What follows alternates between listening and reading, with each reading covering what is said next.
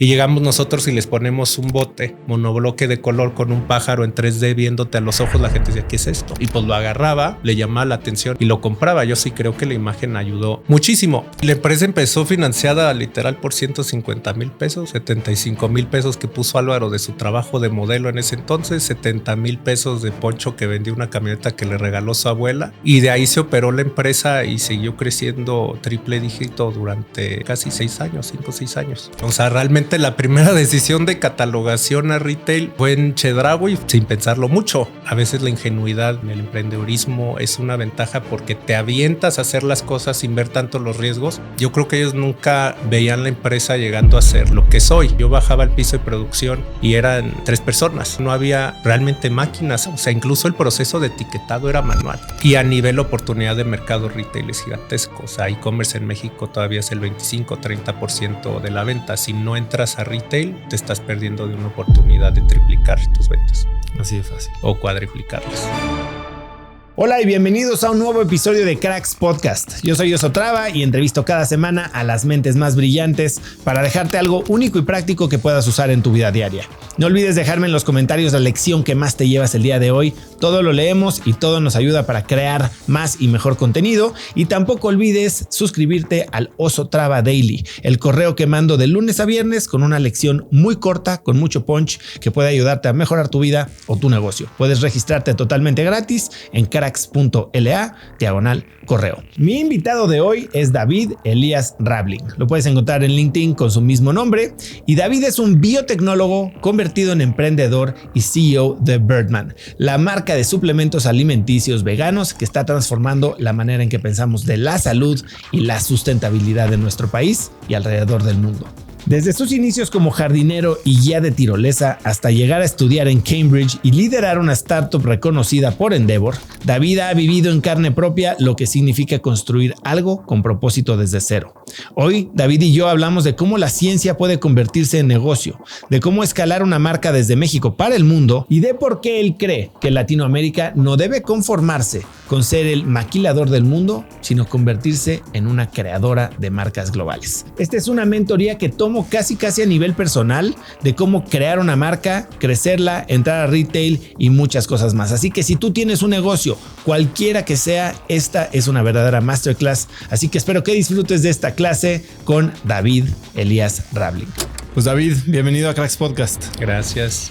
Mucho tiempo queriendo platicar. La verdad es que Birdman ha estado en mi órbita. Yo llevo, ¿cuántos años? Más de 10 años metido en el mundo del emprendimiento, de la salud, del ejercicio. He sacado dos proteínas vegetales tratando de competir con Birdman y me ha sido imposible. Ustedes han hecho las cosas extraordinariamente bien y por eso son los líderes del mercado. Y hemos platicado mucho cuando empezaba a pensar en sacar Dumo. Me acerqué a ti hablando de la gran marca que han construido, del gran diseño que tenían y siempre has sido muy generoso. Así que hoy me gustaría explorar toda esa historia, tu involucramiento como un late founder y bueno, todos los planes que tienen para Birdman, que yo creo que muchos podemos aprender de ellos.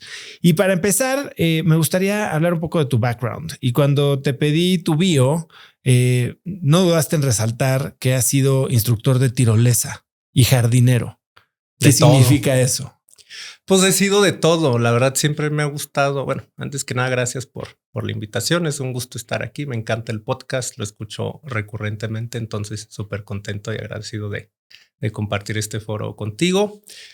De la historia del background, sí. O sea, realmente a mí me ha gustado siempre estar haciendo algo. Yo no soy alguien que pueda estar en su casa mucho tiempo sin ejecutar algo y por eso siempre me he involucrado en trabajar de algo, de lo que sea, de lo que salga. Desde que estoy chiquito vendiendo cosas en la cuadra, vendiendo bolsas, lavando carros. Ya más grande, estando en el TEC, pues me hice instructor, por ejemplo, de física en los semestres que no tenía tanta carga académica. Los veranos me iba a trabajar pues fuera. Algunas ocasiones fueron a la Riviera Maya y ahí terminé trabajando en Grupo Xcaret, particularmente en el Parque de las Tirolesas. Y me encantaba irme ahí en Explore justo. Cada verano ir y era guía de tirolesa. Me encantaba. ¿Y qué te ha dejado tener estas experiencias tan variadas? Porque si has trabajado de muchas cosas, digo, ser instructor de tirolesa y jardinero hasta profesor de física, pues es un rango bastante amplio. Pues que me ha dejado entender mucho cómo funcionan las diferentes empresas en diferentes rangos organizacionales y en diferentes tipos de actividad y poder identificar dónde hay áreas de oportunidad a mejorar, ¿no? O a capitalizar, que de otra manera yo sería ciego a esas realidades de la gente que normalmente o a más largo plazo operan o trabajan en ese tipo de posiciones o industrias. Yo creo que eso es lo que me ha dejado mucho aprendizaje y entendimiento de qué se siente operar en otro tipo de industria o en otro tipo de rango organizacional. Y lo que haces hoy te remonta a alguna de tus experiencias pasadas. Y sé que ya más grande, bueno, pues trabajaste en un laboratorio farmacéutico y has tenido roles mucho más parecidos al del CEO de Birdman que juegas hoy. Pero de estos roles random, ¿a qué se parece ser un emprendedor o un CEO? Pues sí se parece, sobre todo más en la etapa temprana de cuando entré a Birdman, que era mucha actividad, ¿no? O sea, a Birdman yo entré con mis socios, que son los fundadores originales, Poncho y Álvaro, y literal la presentación fue, este es David, nos va a ayudar. Y de ahí fue yo empezar a construir desde esa frase todo desde abajo hacia arriba, como estructurar mucho más el negocio. Y eso involucró empezar trabajando desde el piso. O sea, lo primero que yo empecé a arreglar en Birdman fue producción, porque yo entré y viniendo de farmacéutica y de trabajar en laboratorios antes de investigación, llego y veo el piso de producción y digo, ¿qué es esto? Esto no, o sea, es el riesgo número uno, atender que producción funcione bien y funcione de acuerdo a normativa y etcétera. A ver, vamos a frenar porque creo que estamos asumiendo que mucha gente sabe qué es lo que hace la compañía y cosas que ni siquiera yo sé. Yo conozco Birdman a partir de que entras tú y vivió 4 años antes. Sí, más o menos. Cuéntame, ¿cómo fue la fundación de esta compañía? ¿Cómo conociste a tus cofundadores o bueno, a los fundadores originales? Háblame de estas historias, de cómo nace la que hoy es la marca líder en proteína vegetal. La marca la empieza o la idea original la tiene Álvaro, ¿no? Álvaro es uno de los cofundadores. Él tenía esta idea de fundar él ha sido vegano desde hace mucho tiempo, como dicen por ahí, before it was cool, ¿no? Y también él es muy fan al día de hoy al hacer ejercicio. De hecho, él antes también fue modelo, está pues fuerte y demás. Y él tenía la problemática que él era vegano y no había proteínas vegetales de calidad en ese entonces en México. Había una oferta robusta de proteínas de suero de leche, pero que él no podía consumir.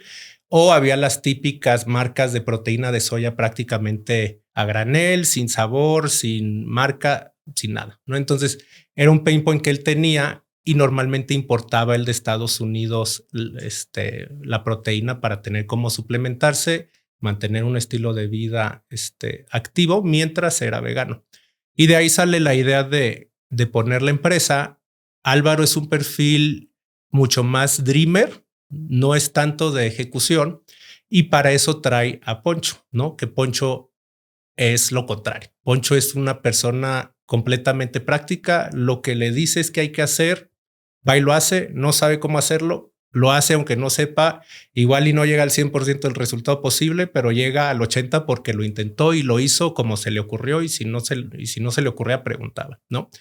Y se asocia con Poncho para que Poncho lleve como la parte operativa y comercial y el quedarse como con la parte de desarrollo y de ideación y conceptualización de marca, etcétera.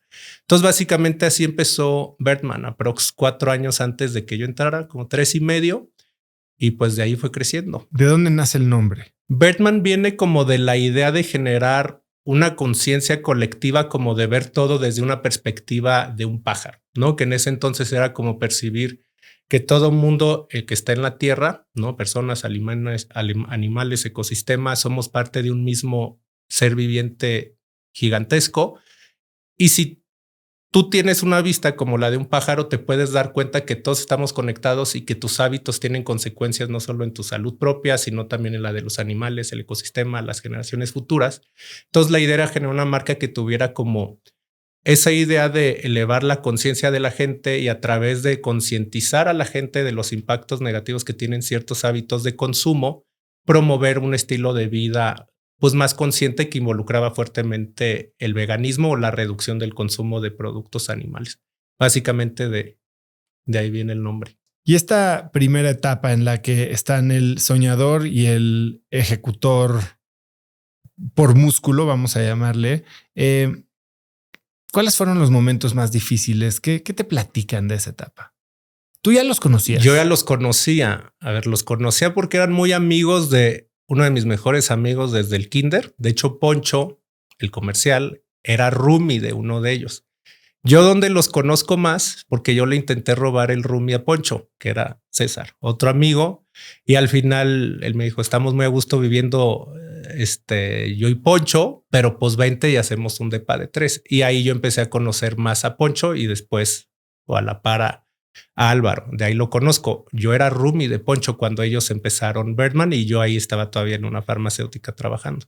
De ahí los conozco. Y esa etapa, ¿qué fueron los retos más grandes de empezar algo donde no había nada, ¿no? Una categoría que prácticamente no existía. Yo no los veía tan retados. O sea, obviamente yo reconocía ciertas áreas de oportunidad que yo decía, ay, si esto se le mete poquito más y se le tuiquea por aquí, si se le optimiza por acá, puede llegar a ser algo muy grande. Pero yo los veía muy relajados. O sea, y sobre todo a Poncho, porque otra vez es un perfil muy práctico. O sea, hay que hacer algo, no se preocupa, no lo procrastina, no lo posterga. Lo hace y lo resuelve al nivel que lo pueda resolver. Entonces, más bien yo lo veía hasta cierto punto relajado. Yo en ese entonces trabajaba también largas horas en la farmacéutica y me acuerdo que yo lo veía y decía, oye, ¿cómo tiene una empresa y vive tan relajado? Pues cuando llego a venir a comer a la casa, pues él está aquí horas, se come su sushi.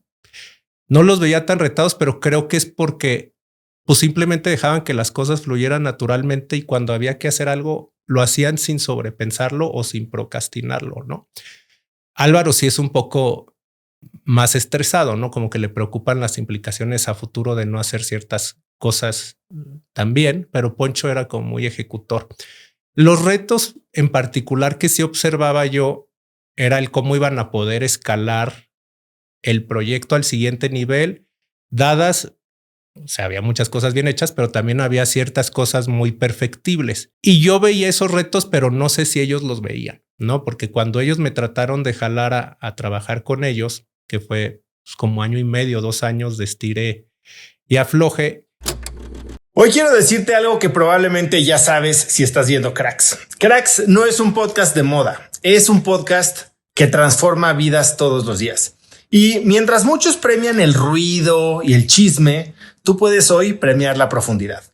Quiero compartirte algo que me emociona mucho y es que Cracks Podcast está nominado a Podcast Favorito de Entrevista en los primeros Spotify Podcast Awards en el mundo. Y aunque hoy tú nos estás viendo en YouTube, la verdad es que este proyecto nació en audio, con un micrófono barato y muchas preguntas.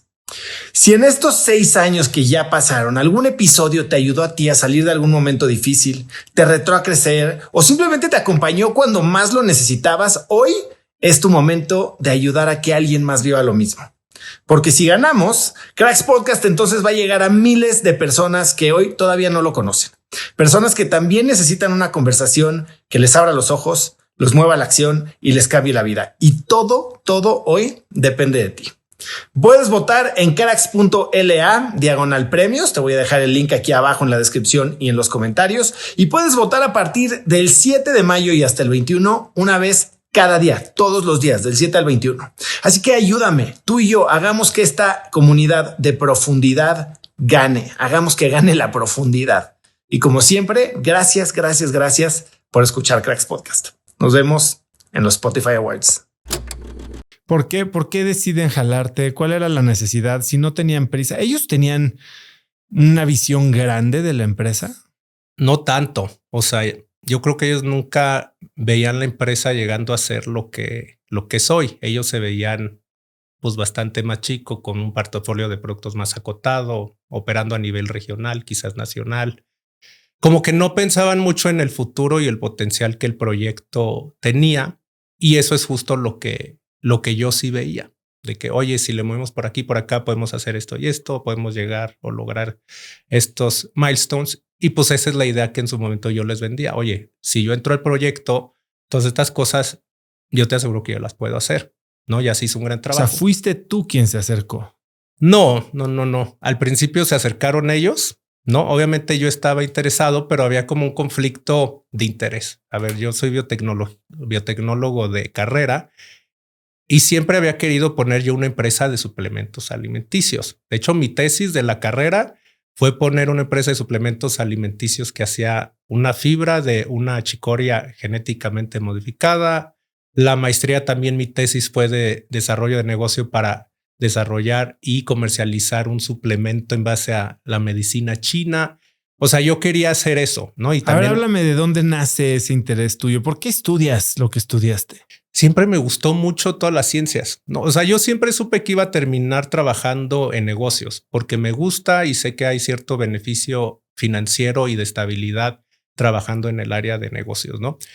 Pero muchas veces yo pensaba que quizás no valía la pena estudiar algo relacionado a negocios porque al menos en mi cabeza como que mucho era sentido común de negocios. Entonces decía yo, oye, si ya le voy a invertir 4 años y medio de mi vida a estudiar una carrera, pues mejor aprendo algo que realmente no pueda aprender sobre la práctica y que realmente sí tenga como fundamentos teóricos muy fuertes para poder entender el tema o desarrollarte en ese ámbito. Y de ahí que decidí biotecnología. Siempre fui muy bueno en biología, química, física. Todo eso era muy bueno. Me gusta como entender cómo funcionan las cosas y de ahí que pues decidí estudiar eso. Mucho me frustraba también a mí ver que realmente sí se hacía mucho trabajo de investigación en México y se lograban cosas padres en investigación, pero faltaba como esa persona o ese tipo de perfil que hiciera la conexión entre los resultados de investigación y un beneficio financiero o práctico tangible, como que los perfiles de ciencias eran muy sciencey, ¿no? Ratas de biblioteca, de laboratorio, y no se comunicaban tanto con la gente que hacía negocios, entonces hacían cosas súper padres a las que se le podía sacar mucho beneficio, pero eso nunca veía la luz del día, se quedaba como en un paper de investigación.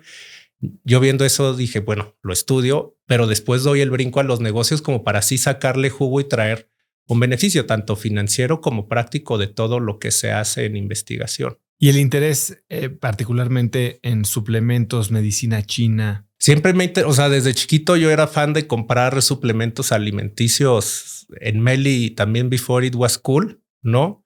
Ahí yo compraba, pues desde que tenía 12, 13 años, creatinas, proteínas. ¿Para qué? Para ir al gym y me encantaba meterme a investigar en ese entonces desde que estaba la Encarta, que era un disquito que metías a la computadora y me metí a investigar qué hacían las cosas y cómo funcionaban.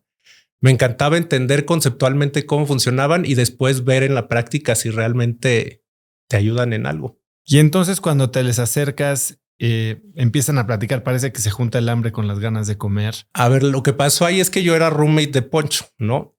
Y él siempre me veía como pues muy responsable, siempre me veía llegando tarde del trabajo.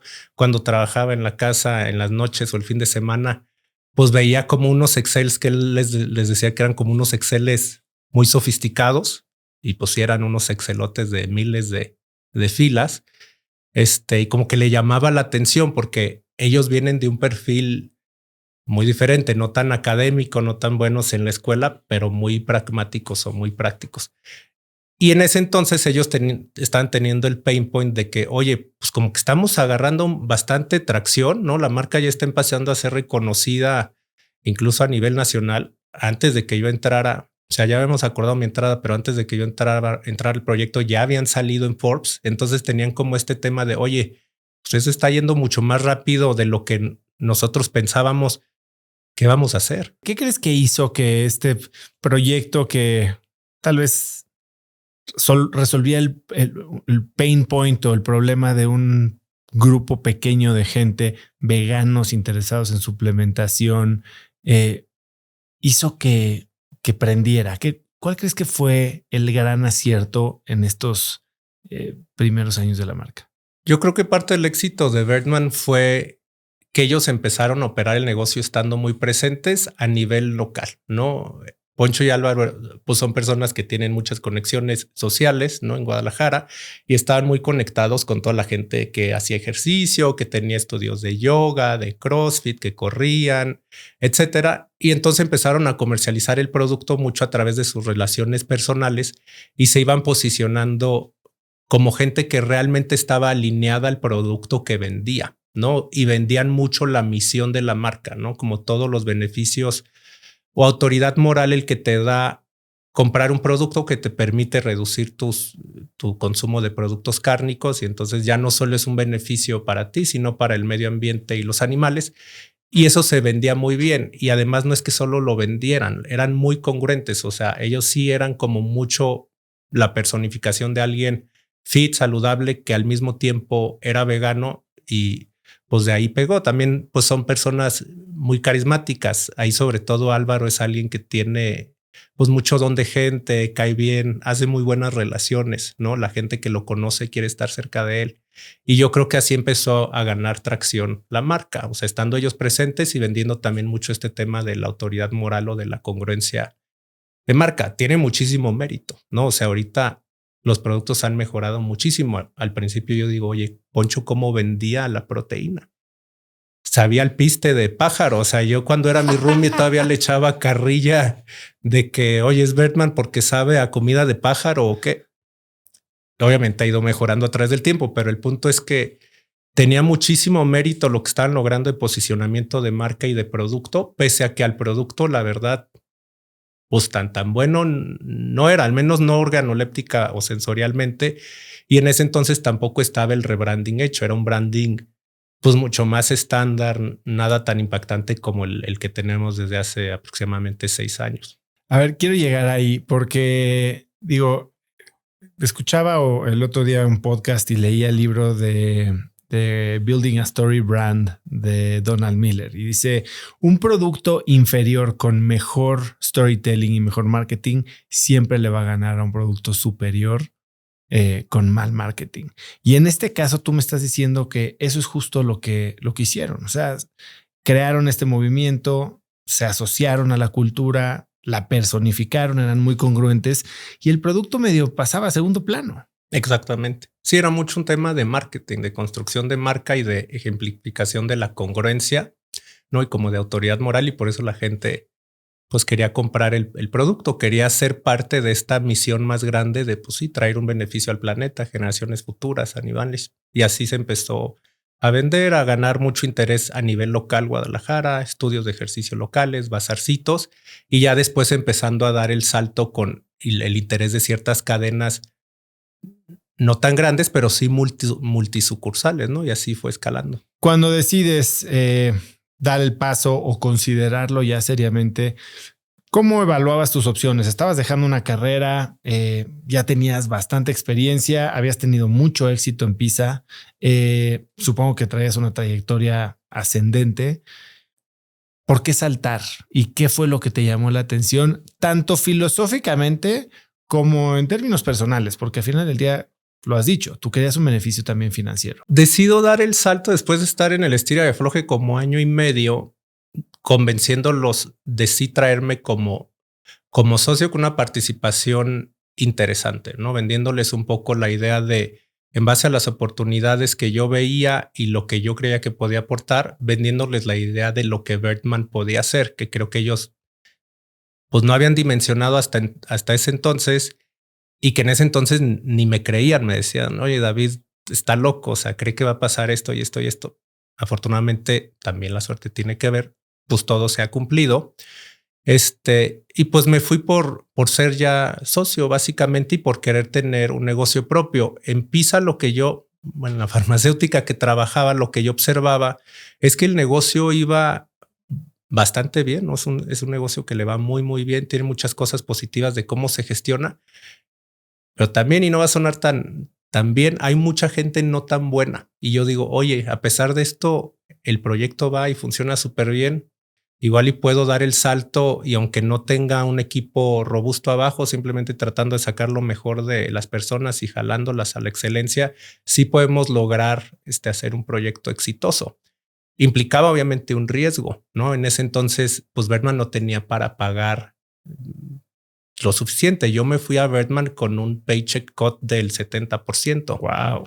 O sea, sí fue un recorte súper interesante o importante en compensación líquida. Lo que tenía a cambio era la parte de las acciones. ¿Y las acciones se te dieron de frente o tenían algún tipo de...? Hubo un vesting de... Unas fueron upfront, otras fueron vesteadas a través de, creo que 2 años, si no mal recuerdo. ¿Nunca te arrepentiste en esos primeros meses, año? No, nunca. O sea, yo pues desde entonces le veía un chorro de potencial, le sigo viendo. ¿Cómo era la empresa que encontraste? Ya que dejas de verla desde afuera, te metes, llegas a esta planta que dices, nos van a cerrar aquí. Obviamente muy inmadura en procesos, equipo, todo se hacía como muy artesanalmente, se hacían las cosas muy a gut feeling, no había ningún tipo pues, de gestión formal, por ejemplo, administrativa. Y pues sí, medio que un caos de una empresa que, a ver, hasta cierto punto por el crecimiento seguimos teniendo retos similares, pero a otra escala, no preparada para lo que se venía, ¿no? O sea, yo bajaba al piso de producción y eran 3 personas. Y yo bajé, la primera vez que bajé a piso y estaban comiéndose unas tortas ahí donde preparan el producto que a mí me dio cortocircuito. No había realmente máquinas, había una mezcladorcita de 50 kilos de polvo y había una termoselladora para los sobrecitos y sellar el foil de los botes de plástico, una cocedora de latas y ya. O sea, incluso el proceso de etiquetado era manual. Se cortaban las etiquetas con un cúter y los empleados tenían bastante skill en manualmente etiquetar los botes. Eso a nivel operativo. Obviamente no había ni registros de fabricación, trazabilidad, no había procesos definidos de fabricación. Y arriba pues era más o menos el mismo tema. Cuando yo entré en ventas realmente solo estaba Poncho y estaba yo, sí, un vendedor muy bueno que empezó bien temprano en la empresa. A nivel administrativo había pues una administradora, había otro amigo que acaba de entrar de e-commerce y el resto de las estructuras estaba muy inmaduro. Por ejemplo, todo compras y supply chain en ese momento, entre comillas, pues lo llevaba a una dentista. O sea, tal cual se publicaban vacantes y se traía a la gente que se animaba a entrar a una empresa que no se veía pues tan establecida, ¿no? O sea, yo entré y justo nos mudamos a una bodeguita un poquito más grande, como de 800 metros, pero antes de eso era una bodega de 300 metros con ahí mismo las oficinas, todo apretujado. Entonces, no es como que mucha gente que ya tuviera cierto currículum quisiera trabajar ahí. También los salarios que se ofrecían en ese entonces no es como que podían atraer a mucho talento teórico. Y digo teórico porque hemos tenido buenísimas personas que han trabajado en la empresa a lo largo del tiempo que no venían con un currículum impressive a través de ninguna medida, pero que han resultado ser muy buenos en lo que hacen. Pues así le encuentro mucho desorden y tratando de entender, oye, ¿dónde empiezo a transformar esto primero? Porque pues prácticamente está la marca con cierto reconocimiento, pero es pues reconstruir desde el suelo prácticamente. Ese tema del proyecto fue bien padre, o sea, muy retadora, pero a mí me encantaba. ¿Cómo definiste cuáles eran tus primeros, como presidente, tus primeros 100 días? Pues no había tanto como un plan que se presentara. Más bien yo llegué a poner como las sesiones primero de presentación mensual, que no había. Entonces lo primero que agarré fue producción. Entonces primer mes empecé a presentar producción. Luego ya empecé a tomar finanzas. Lo último que tomé fue el comercial, que era como lo que hasta cierto punto funcionaba mejor. Y ahí se empezó a tener ya sesiones de presentación de resultados formales a nivel mensual, trimestral, etcétera, ¿no? Y la relación con tus cofundadores, al sentir que llegaba alguien, un tercero que no había estado ahí desde el principio, que poco a poco fuiste tomando pues más, no sé si llamarle poder o más control o más relevancia en las decisiones de la empresa. ¿Cómo fue evolucionando esa relación? Tuvo diferentes etapas, ¿no? Al principio fue todo muy fácil o muy fluido porque me empecé yo involucrándome en áreas donde ellos no estaban tan involucrados, ¿no? Como administración u operaciones, que prácticamente no lo veían, lo tenían delegado pues en gente, entre comillas, muy junior. Empezó a haber fricciones en la relación cuando empecé a tomar yo las funciones de los roles que que ellos ocupaban, ¿no? Y como tratar de incidir y empezar a gestionarlos como si fueran colaboradores normales para que dieran cierto tipo de resultado, para que sí se apegaran a cierto tipo de métricas que no están acostumbrados, ¿no? Muchas de las razones por la cual ellos decidieron poner una empresa era justo para no tener a alguien que les dijera qué hacer. Jefe. Y cuando yo empecé a tomar sus áreas, pues empezó a pasar lo contrario, que empezaba yo a querer, pues como director general, que era mi trabajo, opinar mucho del trabajo que hacían, presionarlos para que dieran cierto resultado, para que le pusieran cierta inversión de tiempo a la empresa y fueran ejemplo para los demás colaboradores. Y ahí sí empezó a haber un poco más de fricción. Pero ¿cómo lo resolviste?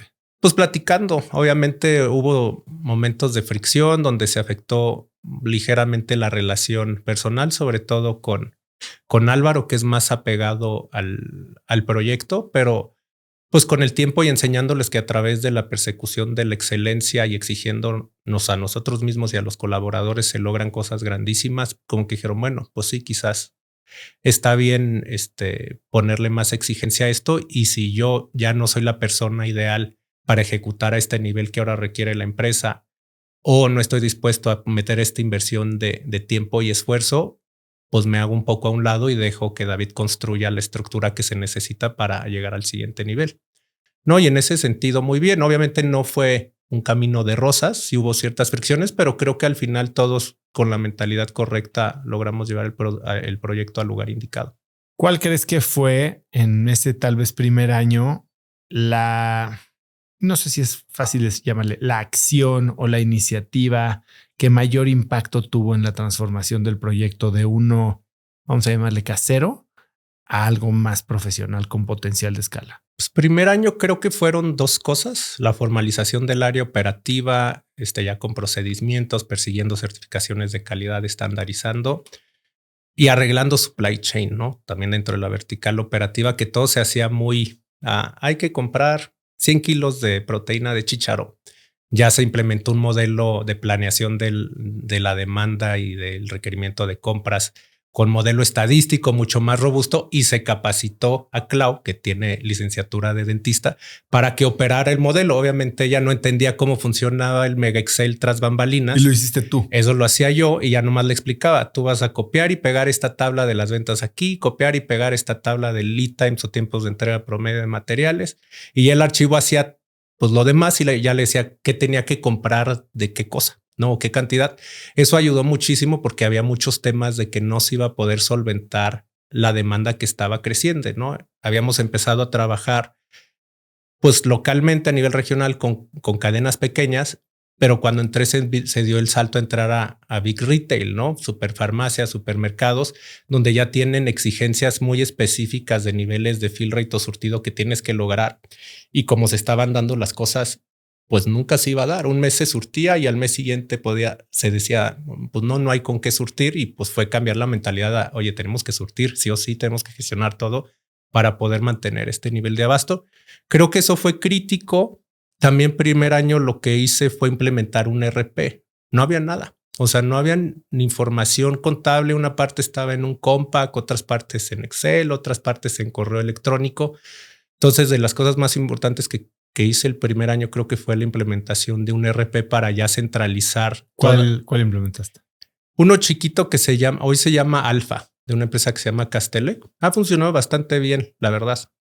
A través de los años seguimos con él. Ya hay que dar el brinco a un sistema que tenga multicurrency y multitax para las diferentes geografías que empezamos a operar, pero hasta ahora ha funcionado muy bien y ayudó muchísimo a entender realmente cuál era la realidad operativa de la empresa y financiera, y sobre estos indicadores que ahora se podían medir, poder gestionar la empresa, porque antes era como un black box, ¿no? O sea, cuando yo llegué prácticamente ni se sabía si se ganaba dinero o cuánto se ganaba, o si operábamos a niveles de eficiencia aceptables.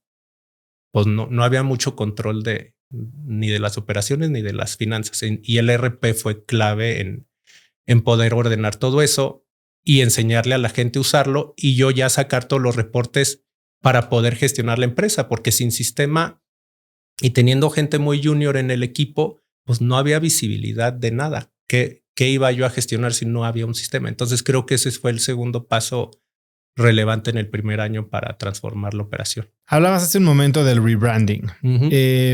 Hoy creo que la marca, el diseño es de lo más bonito y mejor hecho que hay en el mercado en cualquier categoría que me puedas decir.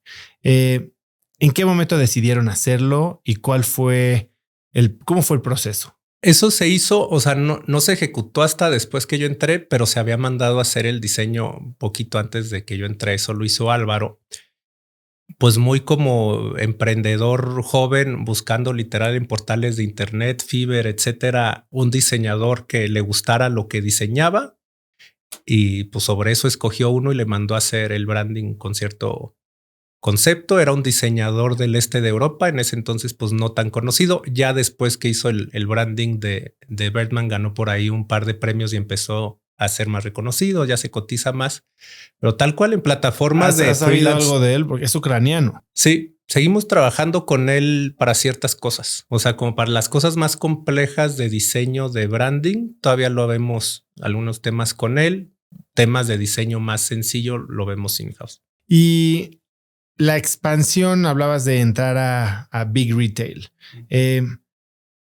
Ustedes habían ido creciendo muy orgánicamente a través de estos canales medio de specialty, tiendas pequeñas, gimnasios, hasta de mano en mano. Tomar la decisión de entrar a retail. Tú venías de una empresa que maneja inventarios y cadenas de suministro de una forma muy profesional, pero conozco incontables historias y de hecho hasta ahora yo con mi propia empresa de suplementos no he querido entrar a retail porque entiendo la gran demanda y el gran estrés que genera eso, sobre todo en el capital de la empresa, el capital de trabajo.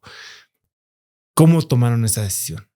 Aventándose. O sea, realmente la primera decisión de catalogación a retail fue en Chedraui y fue poquito antes de que yo entrara, sin pensarlo mucho. Obviamente ya después fue por lo que ya intensificaron las conversaciones de traerme al proyecto que empezaron a decir, oye, ¿cómo vamos a surtir esto? ¿No? Y hay penalizaciones y nos van a descatalogar y tal.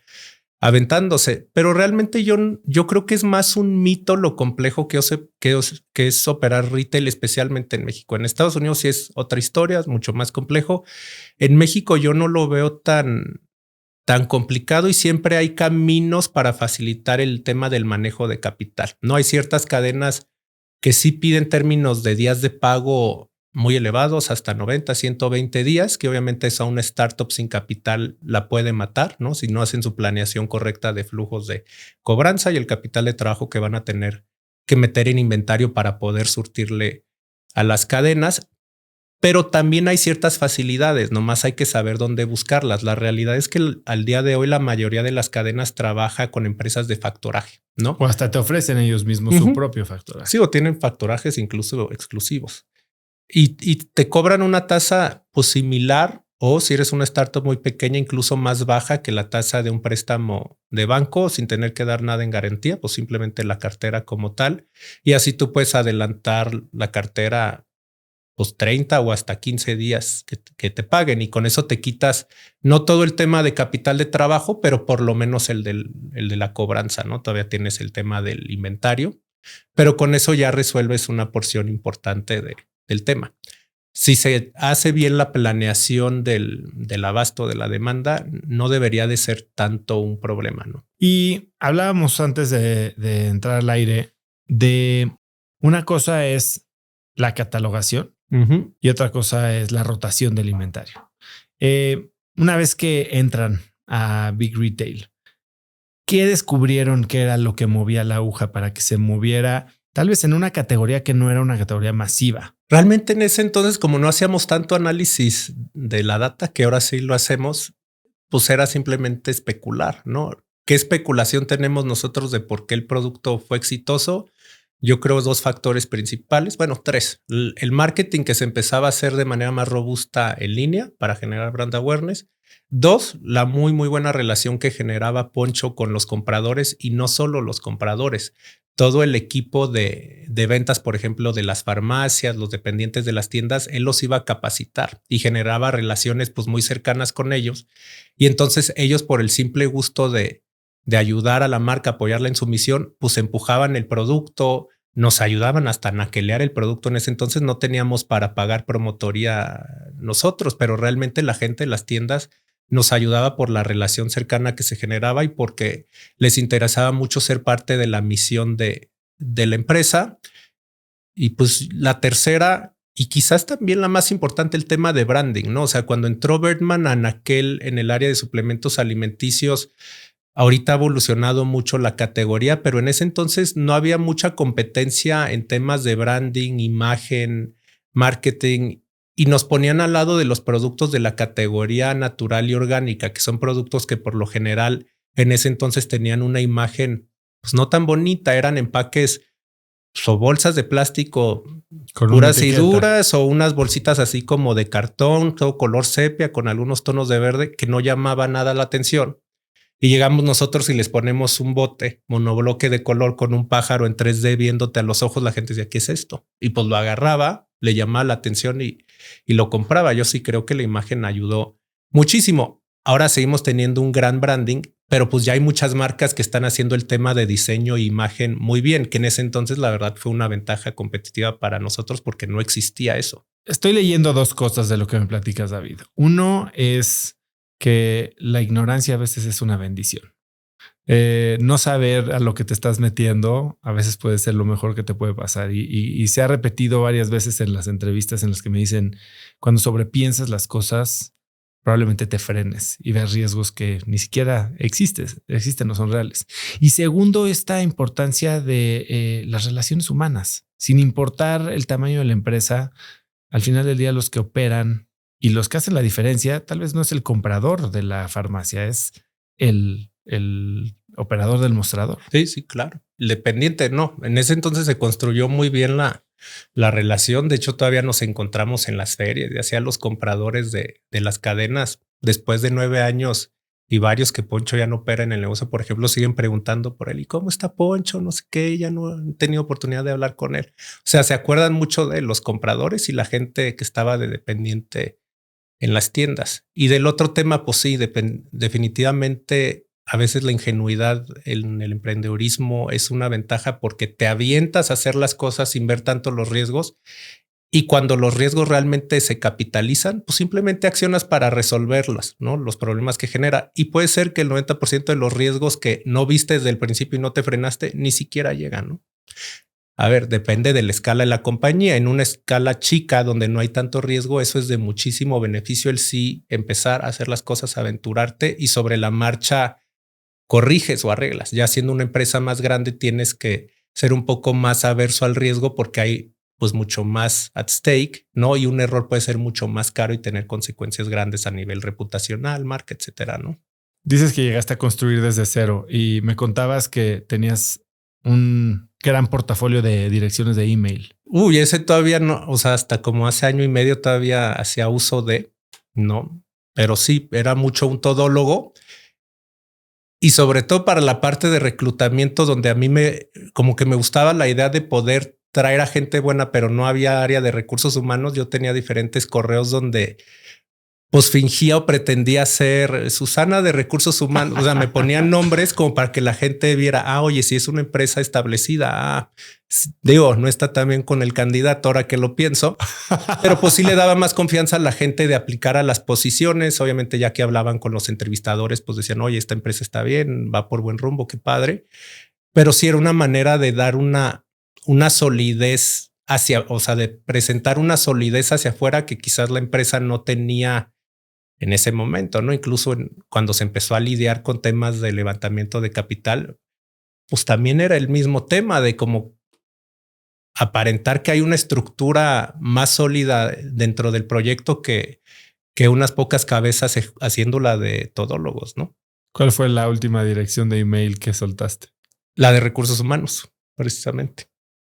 Sí, recursos humanos entró apenas hace como año y medio, apenas. Y seguía siendo Susana. Seguía siendo Susana. Digo, ahora ya me meto yo también a las plataformas de reclutamiento y uso el correo de la persona de reclutamiento, pero soy yo, porque en ese tema sí me gusta estar súper involucrado. En esta primera etapa en la que pues todo era medio el viejo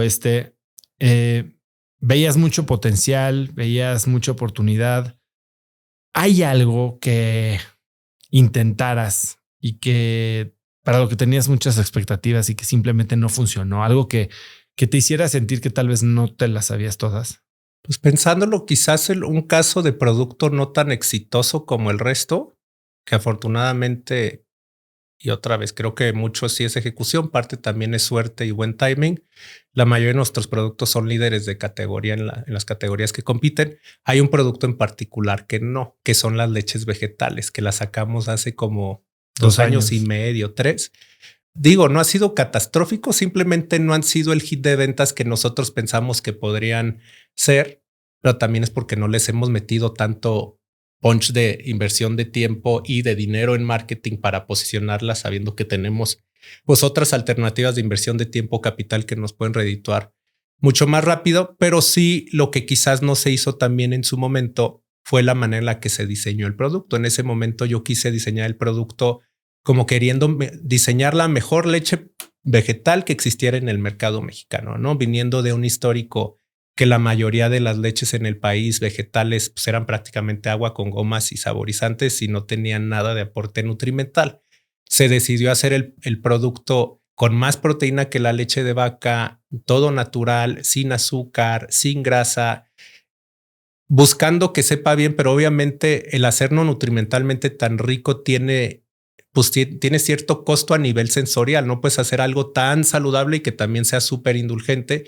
Y al final de cuentas nos dimos cuenta que para la gente un producto de consumo diario muchas veces le dan más peso al organoléptico sensorial a que técnicamente sea un producto súper sólido. Ahorita ese producto, por ejemplo, lo traemos en etapa de reformulación para buscar un balance. Oye, sí busco diferenciarme de la oferta actual de la categoría, quiero aportarle nutrición a los consumidores realmente, pero no me voy a ir al extremo de decir te doy más proteína que la leche de vaca, porque obviamente eso va a expensas del perfil sensorial, ¿no? Queremos ir como a un punto medio donde el producto sí pueda ser exitoso en mercado y no solo en un nicho muy pequeño donde son los fanáticos de la nutrición, ¿no? En este momento, a ver, tú entraste y había ¿cuántos SKUs? ¿2? No, sí había más. Cuando yo entré, había ya 2 productos que eran Falcon, la proteína vegetal, y Parrot, que era el Greensen Protein, 2 sabores cada uno. Y ponle tú que dos tamaños. O sea, había 8 SKUs. ¿Y en qué momento decides empezar a crecer el portafolio? Cuando empezamos a saturar la categoría, ¿no? O sea, yo veía de los reportes de mercado y otras métricas que teníamos que estábamos en ese entonces saturando el mercado. Llegamos a tener una participación en plant-based pues bastante alta, de arriba del 70% de participación de mercado. ¿En base a qué? ¿De dónde sacas análisis de mercado? Y mucho nos basamos nosotros en una participación de mercado no ajustada a distribución, ¿no? Que es básicamente las bases de datos de venta en línea que te dicen que también está posicionado tu producto sin poner el factor de en qué tantos puntos de venta físicos estás, ¿no? Se es ajustado a no ponderar por puntos de distribución. Y ahí es donde llegamos a tener esa participación. Obviamente a nivel nacional, en participación dura no estaba a ese nivel. Era un tema de terminar de darle distribución al producto. Pero yo decía, oye, pues ya no nos falta tampoco tanto a distribución que darle al producto. Y a nivel market share en e-commerce, en un canal abierto, pues sabemos que ya estamos saturando el mercado. Lo único que va a pasar aquí sensatamente conforme madura la categoría, ni siquiera es que yo me mantenga con mi market share, es que mi market share disminuye. Entonces yo ya tengo que buscar qué cosas hacer para poder dar el crecimiento que yo vendí cuando entré al proyecto y poder hacer Birdman un proyecto atractivo para la inversión de capital. Y ahí se empezó a pensar en abrirnos a nuevas categorías, ¿no? Inicialmente la marca hacía mucho marketing enfocado meramente en la audiencia que quería perseguir un estilo de vida vegano, ¿no? Afines al tema de yoga, ejercicio, pero no realmente performance.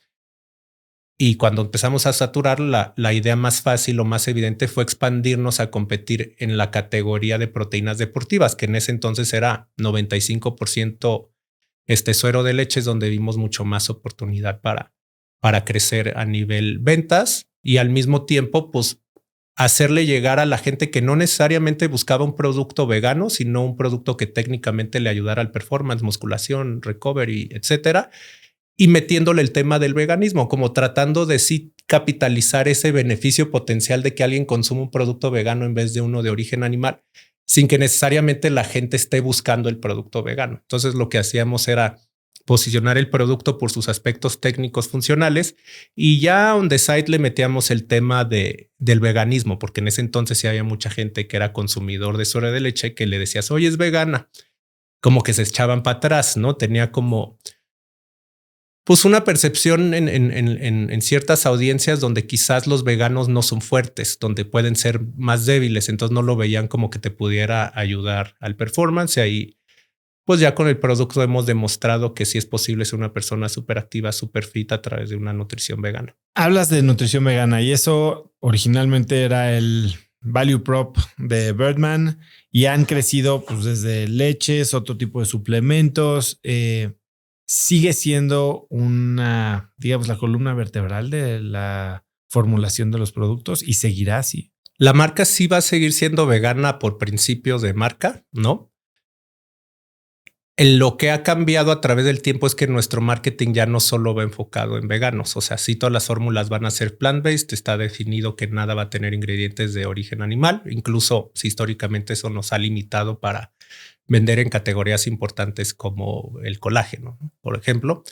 Pero sí, el marketing ya no lo hacemos necesariamente enfocado en audiencias veganas. Tratamos de manejar diferentes canales de comunicación y llegarle a todos, pero ahorita mucho el marketing que se hace es más orientado a temas de performance y temas de lifestyle, más que necesariamente a la audiencia vegana, porque es una audiencia mucho más chica y es una audiencia que ya conoce la marca y que ya la consume, y que si nosotros queremos seguir creciendo, pues sí es seguir entregándoles nuestra promesa de veganismo y calidad a los veganos, pero también empezar a abrir la oferta de productos para que otras audiencias estén interesadas en consumir los productos de la marca. Esta marca o esta empresa se empezó con 150,000 pesos y de ahí pues creció orgánicamente a base de flujos, de rentabilidad, supongo que de algún tipo de financiamiento como los que ya mencionaste, pero por ahí de 2022 deciden levantar capital.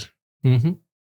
¿Qué detona este cambio de pensamiento? Y como lo comentábamos hace un momento, un cambio de filosofía en cómo se maneja una empresa, porque una vez que tú decías, bueno, los fundadores se veían medio relajados, entras tú y pues se ve un poco menos relajado, pero nunca tan poco relajado como cuando tienes inversionistas externos. Uh-huh. ¿Cómo pensaste tú de esto? Pues sí, la empresa empezó financiada literal por 150,000 pesos, ¿no? 75,000 pesos que puso Álvaro de su trabajo de modelo en ese entonces, 70,000 pesos de Poncho que vendió una camioneta que le regaló su abuela.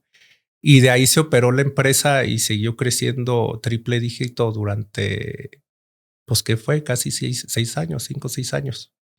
Y ya después entré yo y se buscó hacer la ronda de levantamiento de capital, sobre todo con el plan de expandirnos internacionalmente, ¿no? En este tema que estábamos viendo que saturábamos las categorías y que sí teníamos planes de crecer a través de ampliar el portafolio, también yo veía una ruta súper fuerte al crecimiento expandiéndonos a otros países. Pero yo sabía que expandirnos a otros países ya iba a implicar una inversión de dinero a la que no estábamos acostumbrados en México, ¿no? En México históricamente el negocio se ha manejado de manera muy esbelta y ha sido autofinanciable, incluso cuando crecía arriba de 200% interanualmente. Pero una vez que tienes el plan de entrar a Estados Unidos, por ejemplo, que todo es muy caro, pues ya necesitas capital externo para poder que el dinero de México financie el crecimiento en México, pero tener otra fuente para poder alimentar el monstruo de cash burning que es Estados Unidos en las primeras etapas de un proyecto. Y ahí fue cuando se decidió levantar el capital, como diciendo, oye, pues ya vamos trayendo este dinero para poder empezar a cristalizar estos planes de sí abrirnos al extranjero.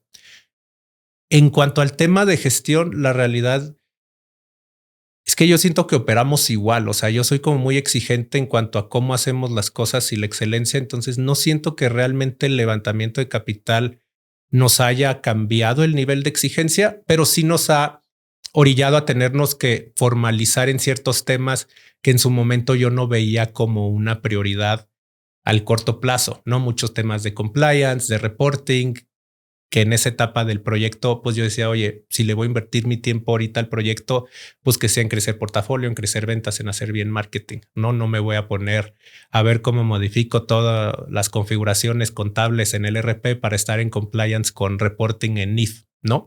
Pero entran fondos y para ellos sí es de súper importancia ir preparando el proyecto para que esté listo en temas de reporting y compliance y requieren cierta inversión de tiempo, ¿no? Al mismo tiempo, pues también te alistas tú para la siguiente etapa del proyecto. Entonces, lo que creo que ha cambiado ha sido más esa gestión de profesionalizar el reporting y la administración a nivel consejo, que antes eran como sesiones muy informales de Poncho y Álvaro y yo nos sentamos en un café a platicar los temas que había que platicar y ya está. Ya realmente tener el compromiso de hacer un reporting formal con presentaciones y reportes estructurados cada trimestre y cada año. Y hablando de consejo, cuando formaste tu primer consejo de administración, ¿cómo pensaste sobre la estructura que querías que tuviera? Pues yo quería idealmente traer gente que fueran expertos en ciertos nichos del negocio, especialmente donde yo no tenía tanta fortaleza o conocimiento histórico. ¿Cómo qué? Por ejemplo, expansión a Estados Unidos. Eso sí era algo que yo nunca había hecho. Me metía y leía ebooks y demás de cómo funcionaban las estructuras de márgenes, las comisiones, todo, pero nunca lo había hecho. No, nunca había estado experimentado en la práctica de hacerlo. Decía, bueno, aquí igual y vale la pena traer a alguien experimentado en US porque también sé que es cierto riesgo. O sea, es otro perfil de riesgo manejar un negocio de startup en Estados Unidos versus México, ¿no? Allá se requiere demasiado capital que hasta que no eres exitoso está en riesgo. Eso es lo que yo pensaba principalmente. Al final no funcionó así, ¿no? Se busca profesionalizar la estructura poniendo un consejo formal, pero también hay un número finito de asientos en la mesa, ¿no? No puedes hacer un consejo de 20 personas y obviamente pues socios históricos y los fondos nuevos que entraron, por más chica que sea su participación, como el negocio todavía estaba muy inmaduro en esa etapa, pues querían tener como más oversight y participar activamente en las juntas de consejo y entonces como se estructuró fue pues completamente con socios, los históricos y los nuevos y no hubo mucho espacio para realmente traer gente externa. Una vez que levantas este capital inicial, formas el consejo, empiezas con estos planes de ejecución de lo que prometiste, tal vez te enfrentas a la resaca, ¿no? Porque todo es fiesta cuando se firma un term sheet, cuando cae el dinero en el banco y después viene el cumplir las promesas y el arrastrar, bueno, las nuevas responsabilidades de reporting y de compliance. ¿Hay algo que te hubiera gustado saber antes de tomar un socio externo? Sí, quizás el tema de cuánto tiempo iba a tomar cambiar las cosas para que podamos estar al nivel de exigencia, sobre todo en reporting y compliance con normativas, que sí requirió un esfuerzo titánico de la operación y un esfuerzo que quizás en ese momento no estábamos listos para atender, que nos generó pues mucho estrés y sobrecarga laboral pues durante varios meses de la operación y nos distrajo de poder crecer más. Creo que al final de cuentas fue en pro de la empresa, pero hubiera sido lo ideal haber robustecido el equipo, por ejemplo, en la parte financiera o contable de mejor manera antes de captar la inversión y no después, ¿no? Porque eso sí nos generó muchas distracciones y errores que hemos tenido que ir solventando a través del tiempo. Eso es una. Y la segunda, quizás, pues buscar más opiniones o alternativas de asesoramiento en el tema legal, ¿no? La verdad es que, pues cuando eres una startup chiquita, pues con los abogados con los que tú estás acostumbrado a lidiar por los costos que puedes pagar, pues probablemente tienen un nivel de sofisticación muy dispar versus el nivel de sofisticación que tienen los abogados de una parte interesada en invertir o en comprar, ¿no? Entonces ahí hay como una disparidad en skills y en entendimiento de ciertos términos de inversión, y no ni siquiera de los términos de la inversión, de cómo se pueden redactar las cosas o bajo ciertas jurisprudencias, ciertas cosas pueden tener ciertas implicaciones que aunque te conozcas los términos generales de una inversión por haber estudiado tema de levantamiento de capital, etcétera, puedes entender si no tienes años operándolo y que realmente solo lo pueden ver abogados muy experimentados en ese rubro. yo ahí mi recomendación es para pues todo el que esté levantando capital, sí busquen un asesoramiento robusto a través de redes de emprendedores, de abogados que les han ayudado, que apoyan a emprendedores quizás por tarifas un poco más reducidas, pero que sí tienen todo el expertise, porque pues unas cláusulas mal negociadas o mal entendidas pueden generar mucha fricción a largo plazo y también consecuencias del valor al equity de los fundadores iniciales. Entonces sí, mi recomendación sería tener mucho cuidado con eso y contratar a abogados buenos para asesorarse. Sí, que esa es otra, ¿no? Pareciera que el único término que le importa a los emprendedores o en el que se enfocan es en la evaluación, ¿no? ¿Cuánto van a meter? ¿Cuánto dicen que valen ahora mis acciones? Y con eso tengo. Lo que no muchos ponen atención por desconocimiento o por falta de asesoría es en qué pasa después, las letras chiquitas. Y si no se cumplen las promesas, ¿a qué te estás ateniendo? Sí, claro. Por eso es importante sí asesorarse bien. Por un equipo muy experimentado, ¿no? Porque en nuestro caso no es que no nos hayamos asesorado, y de hecho a nivel general fue un muy buen deal lo que se hizo y tenemos muy buenos socios, estamos contentos con ellos. Hay ciertas cositas que obviamente ya habiendo pasado por ahí haríamos diferente, y pues es contratar un despacho que esté a la paridad en reputación y experiencia del de la contraparte, porque si no, sin ser expertos legales, hay un par de cosas que se pueden ir por ahí. David, ustedes, como dices, habían crecido de forma orgánica, habían sido rentables todo el tiempo. Cuando cae inversión externa y se pone el pie en el acelerador, ¿cambia el perfil o los objetivos de rentabilidad de la empresa en pro del crecimiento o no? Sí cambia, ¿no? O sea, la idea de tener más recurso disponible, al menos en México, no era gastar más, era traer gente con mejores perfiles para poder capitalizar oportunidades que eran muy evidentes, pero que no había ancho de banda o capacidades contratadas en el equipo histórico para poder atenderlas. Entonces realmente la expectativa era incrementar la rentabilidad y se hizo de manera importante postinversión, robusteciendo el equipo y teniendo ancho de banda para atender estos temas. Entonces, ¿hubo algún momento en el que perdieran rentabilidad por estar invirtiendo en el OPEX, en el gasto operativo? En México realmente no. O sea, en México hubo bastante tiempo que el margen estuvo bien. No wow, pero bien, para ser una empresa en crecimiento triple dígito. Post inversión nos dedicamos a empezar a capitalizar oportunidades de eficientación operativas, costos, etcétera, e incrementamos la marginalidad del proyecto. Muchas marcas creen que yo soy una de ellas y ahí no voy a decir que es el primo de un amigo. Ya te lo dije, a mí me ha dado miedo entrar a retail. Y creo que se puede tener un crecimiento al menos mucho más rentable o más noble a través de e-commerce, directo a consumidor y tal vez hasta cierto punto plataformas digitales. ¿Tú crees que es suficiente el tamaño del e-commerce como para verdaderamente cerrarle la puerta al retail o es algo que es una creencia que me está limitando? Yo creo que es una creencia limitante. No, o sea, al menos en nuestra experiencia, que obviamente varía de compañía a compañía, a nivel rentabilidad operativa, obviamente utilidad bruta sí cambia entre los dos canales, pero a nivel utilidad operativa es muy similar el comportamiento entre e-commerce y retail. Y a nivel oportunidad de mercado, retail es gigantesco. O sea, e-commerce en México todavía es el 25-30% de la venta. Si no entras a retail, te estás perdiendo de una oportunidad de triplicar tus ventas. Así de fácil. O cuadriplicarlas. Obviamente conlleva ciertos esfuerzos adicionales, sobre todo diría yo en el tema de robustecimiento del tema de planeación de la demanda y tener el capital disponible suficiente como para absorber el golpe al capital de trabajo.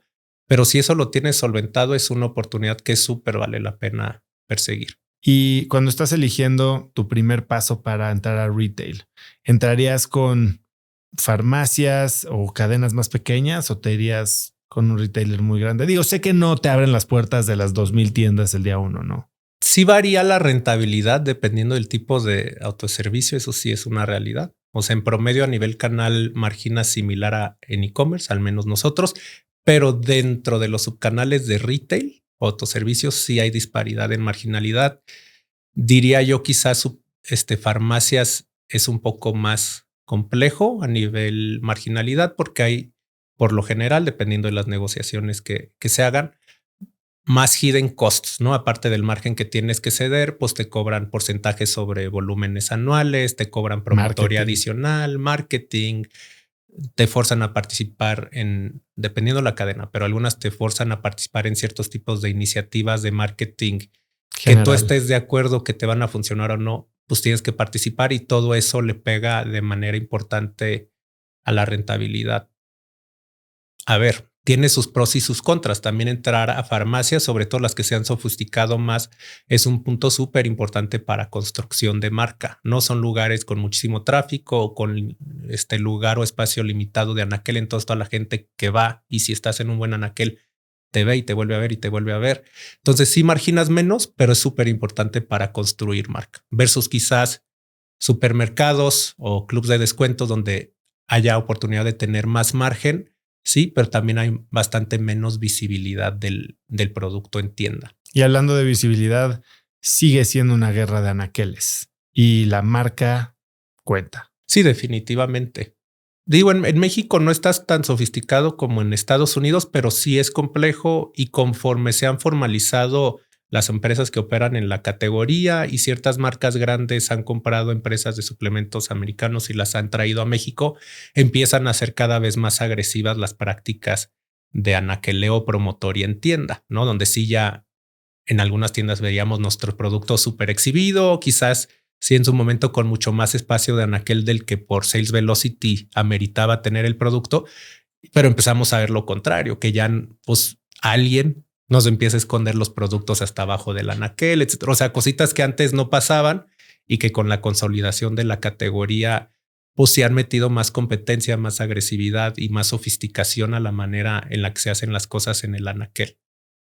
Estados Unidos sí, otra historia muy, muy complicado. Allá recién entramos a Sprouts. Muy, muy complejo. O sea, tienes que hacer inversiones súper fuertes en promotoría, te cobran el guante del espacio de anaquel, tienes que rotar el promedio de lo que rota el producto en la categoría y si no te pueden poner cláusulas de que les tienes que pagar tú el dinero que hubieran ganado de tener otro producto. Wow. Y sin contemplar aparte que tú les tienes que pagar el valor que ellos dejan de vender a nivel venta, siendo que para llegar el producto a ellos están vendiendo pues 70-80% más caro de lo que tú le vendes al distribuidor que al final les entrega a ellos. Entonces son pérdidas súper fuertes si no haces que el producto funcione. En México todavía no está ese nivel de sofisticación, al menos en nuestra categoría, y entonces es mucho más sencillo competir. Cada vez más complicado, pero... Negociando en México con retail, ¿cuál crees que es la o las cláusulas más importantes en las cuales sí hay flexibilidad y habilidad de negociación o conocimiento en la estrategia adecuada de negociación sí hace la diferencia? La verdad es que las cadenas grandes ya tienen muy estandarizadas sus cláusulas de contrato. Sí hay cierto rango de negociación, pero las tienen mayoritariamente fijas y no son tan flexibles, ¿no? De todas formas, pues vale la pena tratar de negociar hacia abajo el margen que se le cede o en los clubs de descuento, por ejemplo, el value que le otorgan al cliente final, también los hidden cost de comisiones por volumen, comisiones de promotoría, como dejarlo bien pactado desde el principio, porque si hay ambigüedad, la cadena va a ejercer lo que tenga que ejercer para eficientar sus márgenes y si no está en contrato, pues ellos tienen libertad de actuar como tengan que actuar. Yo diría principalmente eso, ¿no? En tema de clubs de descuentos, un tema muy sensible es el tema de value y mi recomendación a todos los emprendedores que quisieran meter ahí sus productos es cuidar mucho el value que dan. ¿A qué te refieres con el value? Los clubs de descuento por lo general venden productos más grandes, pero te piden para estar en su piso venderles a un precio, por ejemplo, por gramo, visto como precio por gramo el producto, cercano a 20% más barato que en otros puntos de venta, ¿no? Eso lo tienes que pensar bien tu estrategia desde el principio, el sizing y el precio que das, porque quizás al principio por entrar con el retailer cedes en todo, no piensas también en el tamaño de la presentación que tienes que tener, les tienes que dar value y se entiende su modelo de negocio. Pero después ya hay otros actores en el mercado que también te piden dar el mejor value, ¿no? Por ejemplo, Amazon. Amazon constantemente hace scraping de los precios de los productos en diferentes retailers. Y si no eres el más barato En Amazon te quitan algo que se llama el buy box y con eso pierdes aprox el 80% de tus conversiones totales. Entonces hay que hacer una gestión súper cuidada de, pues oye, si Amazon ya identificó que está en descuento en farmacia X, oye, pues cómo gestiono con la farmacia para que limiten el descuento que dan, o en clubs de descuento para que no publiquen el precio en línea, o cómo les damos una presentación diferenciada para que, por ejemplo, Amazon no tenga un comparador directo de precio. Son esas cosas que quizás al principio no se te ocurren, pero down the line te generan 1000 problemas de cabeza, ¿no? Que a nosotros nos los ha generado y se pueden solventar, pero toman tiempo, ¿no? Porque tú le dices, por ejemplo, al club de descuentos, oye, pues te quiero cambiar de presentación porque pues no está funcionando. Amazon está tratando de hacer price matching. Tú también quieres tener el mejor value. Quedo mal contigo, quedo mal con Amazon. No puedo por los tamaños del canal decidir pues o vender solo en uno o vender solo en otro. Te tengo esta alternativa de cambiar el sizing, por ejemplo, el producto donde va a ser más grande, pero sí te puedo garantizar más value. Y las cosas toman tiempo. Es de que, oye, pues la ventana de catalogación es hasta octubre y sobre octubre otros 3 meses. Entonces ya te vas año y medio donde estás ahí teniendo temas pues de price matching que te generan problemáticas operativas tanto en los e-retailers como con tus partners de retail. Ese es un tema súper importante a pensar en clubs de descuentos, el pricing y el sizing. En sizing tuvimos una experiencia, mucho aprendizaje, pero nos costó en su momento. Nosotros, cuando se arrancó el proyecto, también pensábamos mucho en la ecología de los envases, ¿no? Entonces nosotros internamente como que veíamos mal el comprar cosas y darnos cuenta de que, oye, es mitad aire. Y no solo como que están aparentando venderme algo que no es, sino que es poco consciente en temas medioambientales porque me estás dando un envase del doble de tamaño del producto que realmente me estás entregando. Ya entrando a la experiencia de clubs de descuentos, pues aprendimos por qué muchas de las marcas lo hacen así. No, nosotros teníamos ahí, por ejemplo, en una presentación de 1.5 kilos. Al lado había la presentación del competidor en un bote de tamaño normal que está llenado al ras. Al lado había un bote del principal competidor en ese entonces. Bote mismo tamaño, trae la mitad de gramaje, pero la gente se va con la idea de que ve y creerías que no, pero sí, en el mercado mucha gente nomás ve bote de tamaño similar, precio similar y sobre eso hace su evaluación rápida de qué compra o no compra. No tanta gente se mete a ver, oye, pues cuántos precio gramos trae, precio por gramo, y aparte este es 40% proteína y este 80%. Entonces la gente muchas veces no hace eso. Y en cuanto nosotros pudimos empujar después de casi 3 años que sí nos aceptaran el cambio de bote a bolsa, creció el sales velocity 60%.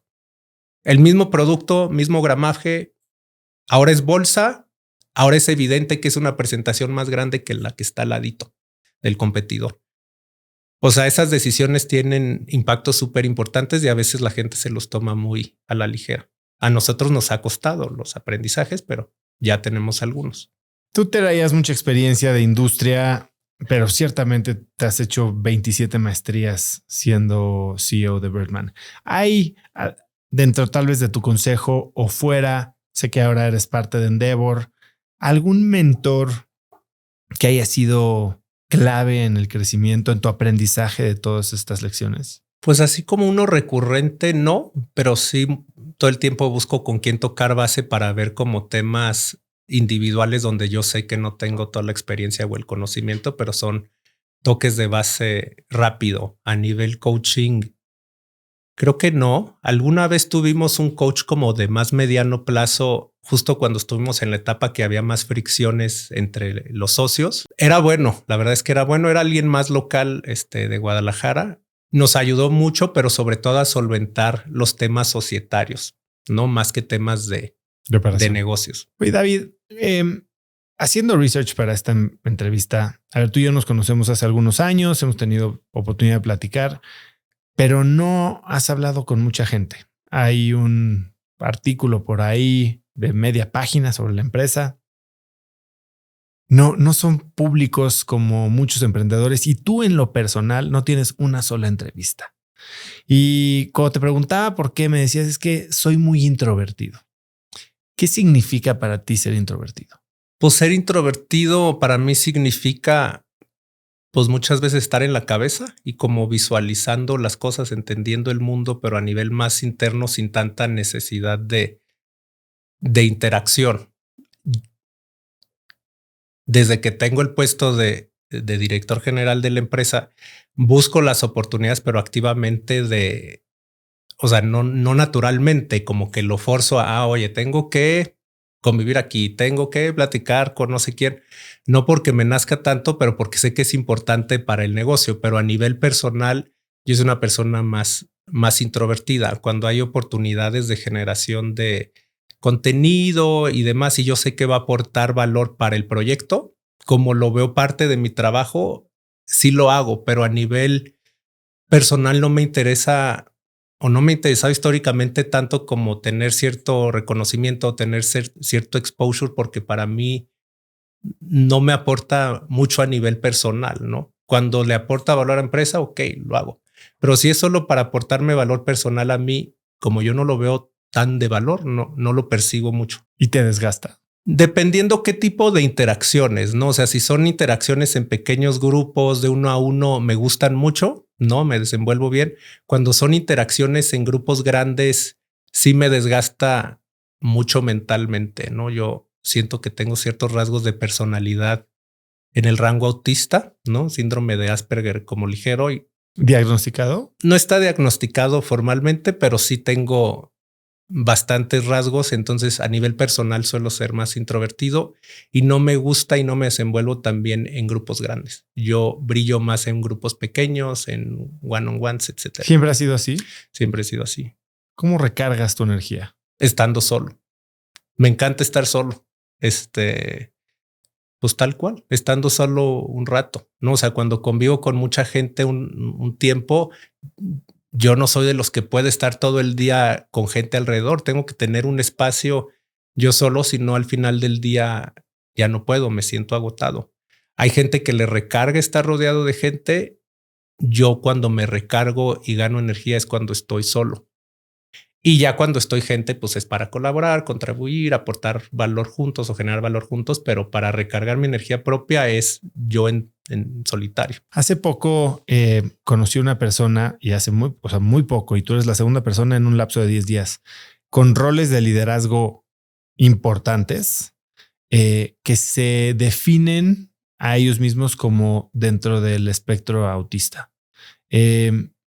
¿Has encontrado que eso influye, te ayuda, te perjudica en tus roles de liderazgo? Como todo, te puede apoyar y te puede jugar en contra. Creo dependiendo del tipo del rol, dependiendo de la etapa de la compañía en la que operes y dependiendo del equipo que tengas a tu alrededor, ¿no? Cuando la empresa es más chica, por ejemplo, el tener este tipo de personalidad muy orientada a resultados, no tan social, etcétera, como enfocándote mucho en resultados muy tangibles más que emocionales, obviamente le funciona al negocio y le impulsa el crecimiento, porque también los perfiles así pues tienden a tener mucho conocimiento de diferentes áreas porque les interesa aprender. Entonces son todólogos ejecutores naturales. El paso difícil, ¿no? Que por ejemplo es en la etapa actual de la compañía donde ya tienes tú que liderar y ni siquiera directamente liderar a través de otros líderes, ya se empieza a complicar un poco más porque mucha gente espera ver como un líder mucho más inspirador a nivel relaciones, etcétera. Y quizás lo técnico o ejecutivo pasa a segundo plano porque en teoría ya hay gente más abajo en la organización que lo hace, ¿no? Tiene sus pros y sus contras, ¿no? ¿Y cómo crees que estás tú o cómo te estás preparando para asumir este nuevo rol? Porque pues la empresa sigue creciendo, hay más capital en juego, hay más colaboradores, hay más geografías. ¿Te ves a ti creciendo a una empresa que tal vez puede llegar a ser pública?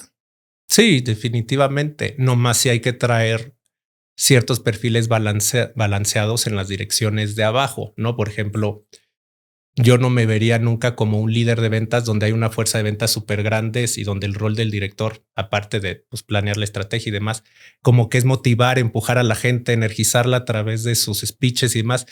Yo no podría hacer eso, pero ¿qué sí puedo hacer? Entender que ese es el skill set necesario para esa función y buscar traerlo.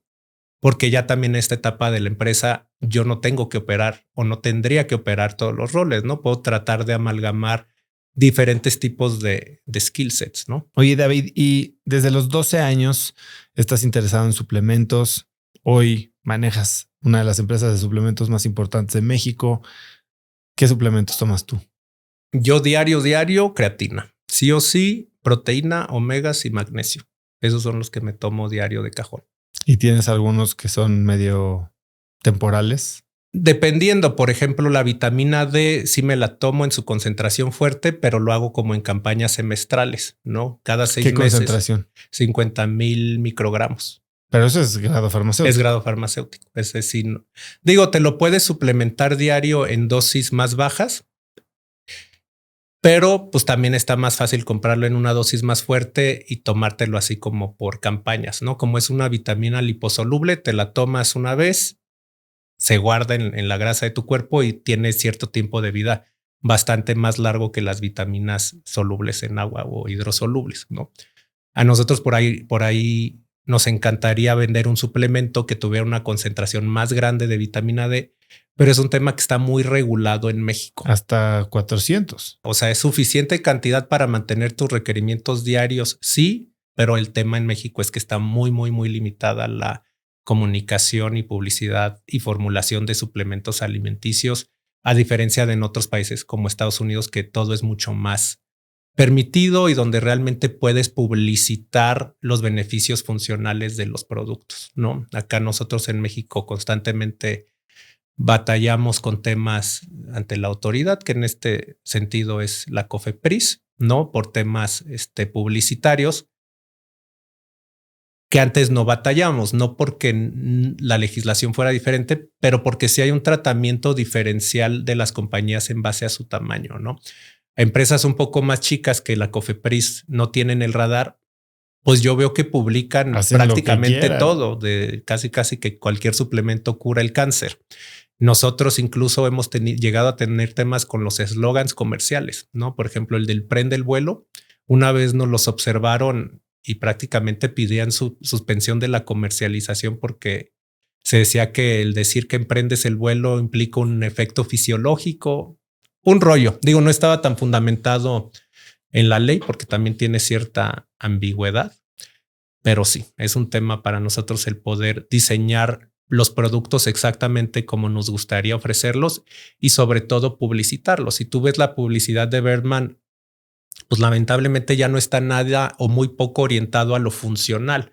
Sí diseñamos los productos para que tengan gran funcionalidad en cumplimiento de la normativa, no poniéndole ingredientes prohibidos o cantidades de más de vitaminas o minerales, pero no lo podemos publicitar. Toda la publicidad es muy orientada ya al lifestyle, pero porque estamos muy limitados por la autoridad, ¿no? Que en Estados Unidos es otra historia por completo. En Estados Unidos no pasa nada. Con que tú no estés siendo engañoso o misleading en la comunicación y le pongas este statement o declaración de que la FDA no avala ni aprobó estas declaraciones, tienes camino libre. Que es también, otra vez, ventaja y desventaja. Ventaja, pues puedes realmente comunicar lo efectivo o funcionales que son tus productos. Desventaja, hay más libertad también para que la gente promueva o publicite productos con beneficios que no son reales o que están muy exagerados, ¿no? Para ir cerrando, David, tú tienes varias filosofías que mantienes muy fuertes y una de ellas es esta causa o cruzada que tienes de cambiar la manera en que se ve a México, de ser un maquilador para el mundo a ser un creador de marcas. Uh-huh. Háblame un poco de dónde viene esta espinita que pareces tener clavada. Pues de observar históricamente qué es lo que ha pasado, ¿no? Históricamente México es un país con parte importante de la economía basada en maquilarle a las grandes marcas de otros países y las otras marcas o las otras empresas extranjeras llevándose la mayoría del beneficio financiero. Realmente gran parte de la utilidad de un negocio está a nivel empresa que posee la marca. La empresa que maquila o que fabrica tienen márgenes de utilidad mucho más conservadores. Entonces yo le veo mucho valor en cambiar la mentalidad de vamos a ver cómo nos estructuramos para ser atractivo para que los extranjeros quieran maquilar su producto aquí, a decir, oye, sí maquilo yo mi producto aquí porque sé que hay beneficios en costo, etcétera, pero al mismo tiempo también me enfoco en construir una marca para capitalizar el beneficio que existe en el mercado mexicano de los consumidores mexicanos y también abrirme al mundo y sacarle beneficios a consumidores de otros países, ¿no? Creo que eso es bastante importante de hacer y deberíamos todos aspirar a cambiar esa filosofía, ¿no? Realmente si te pones a comparar países desarrollados versus en desarrollo o tercer mundo, ¿qué cambia? Pues que los desarrollados están enfocados en servicios y generación de grandes ideas, productos, marcas. Los en desarrollo tercermundistas, pues hacerles la chamba operativamente pesada a las marcas grandes por una compartición del beneficio muy acotada. Que no es justo. La verdad es que no es justo. Tiene mucho mérito la chamba operativa de fabricar. Pero como siempre hay un país en cierta desventaja de nivel de vida o socioeconómica que está dispuesto a hacerlo más barato que tú, pues si vas a maquilar tienes que dar un costo atractivo o bajo, aunque no sea justo en relación a la carga de trabajo que implica fabricar versus comercializar, por ejemplo. Igual valor que se generó. ¿Qué hay para ti y para Birdman en los próximos 12 meses? ¿Cuál es el proyecto que más te está jalando, que más te emociona? Hay varios. Yo diría el principal es la entrada a Estados Unidos, que acabamos de entrar a mediados del año pasado. Buscamos ya posicionar la marca de manera exitosa en ese país, y en México la apertura de nuevas líneas de productos con la marca Birdman, ¿no? Recientemente lanzamos línea de suplementos en cápsulas, y también lo que se viene bien interesante para México es lanzar nuevas marcas, o sea, que son de la empresa holding de Birdman, pero que ya son marcas diferentes con productos bastante diferentes a la oferta histórica de Birdman. ¿Y podrían entonces ahí variar de esta, digamos, vertical de plant-based? No. Eso por valores de marca está definido que siempre van a ser productos que sean basados en plantas sin ingredientes de origen animal, pero sí hay cierta propuesta de valor, por ejemplo, en Birdman que no podríamos hacer en otro tipo de marcas. Por ejemplo, el uso de edulcorantes que no sean stevia o monk fruit, otra marca sí lo permitiría ofrecer un producto sensorialmente superior a lo que permite formular con monk fruit o stevia. Pero como Birdman es una marca que ha posicionado mucho su oferta a través del clean label o etiqueta limpia, no podemos usar ese tipo de ingredientes, pero en otra marca sí lo podríamos hacer. Y mucho también, más allá de formulación, es tema de marketing. Birdman está saturándose demasiado, ¿no? Al final somos una marca que está tratando de capturar ya pues diferentes audiencias, ¿no? Tenemos la vegana, la lifestyle, la performance, y solo tenemos las mismas redes sociales y ya tenemos un portafolio bastante amplio de productos y creciendo todo el tiempo. Se vuelve ya difícil poder publicitar los productos. Estamos al punto de que ya, oye, este mes va a ser el lanzamiento de este producto.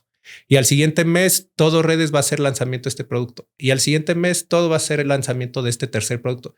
Y no tenemos espacio ya para publicitar los productos core. Entonces, la idea de buscar hacer un multimarcas es justo para poder darle más espacio de marketing a los nuevos productos, incluso si sí cupieran dentro de la posición de marca o posicionamiento de marca de Birdman. Pero entonces estás hablando de otros suplementos, marcas de suplementos diferentes, pero no te vas a meter a alimentos, no te vas a... Sí hay idea para lanzar otros suplementos, pero también ya otro tipo de productos más orientados a productos alimenticios. Sí está por ahí la idea. Bueno, pues ya estaremos muy, muy pendientes. Sí. Oye, David, y para cerrar, si pudieras escribir un mensaje en el cielo para que millones de personas lo vieran, ¿qué dirías? Pues en base a lo que platicamos al principio y lo que yo creo aportó muchísimo valor al arranque de Birdman, pues es la frase empieza, aviéntate y hazlo, ¿no? Que es lo que yo veo que mis socios Poncho y Álvaro hicieron y realmente puso en movimiento a la marca.